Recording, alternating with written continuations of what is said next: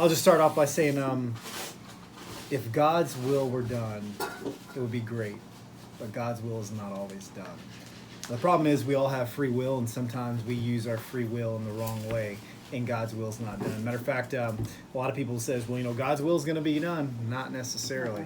It says it's not God's will that any would perish, but all would come to repentance.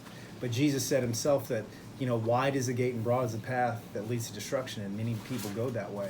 But few are the people that go the narrow path, and few people that find life, in comparison. So God's will is not always done because he's given us free will. And how we got into this conversation, I guess, we were talking about, our days are numbered, and when it's our time, it's our time. Sometimes our time, we can call it early. And that's what it talks about in Numbers chapter 19.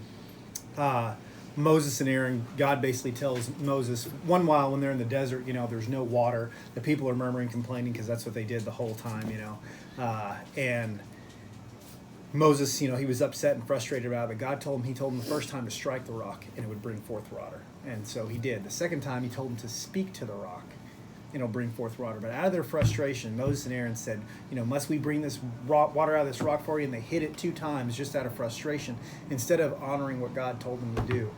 And because of that, their time got called early.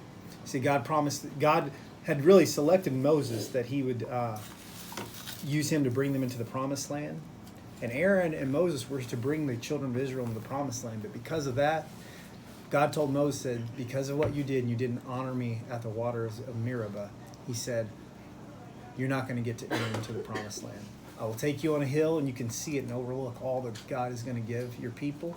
He says, but you can't walk over there yourself. So he cut his time short because of his failure to obey.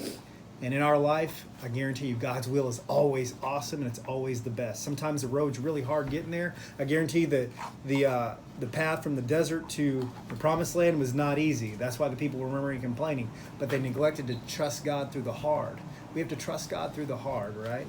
And continue to obey and be submitted to him and to his will. And we'll see the good of the Lord. But if we choose to rebel and do our own thing, sometimes we can cut our time short on earth and not see the promises that God has intended for us. Anyway, that's all I got. All right. Heavenly Father,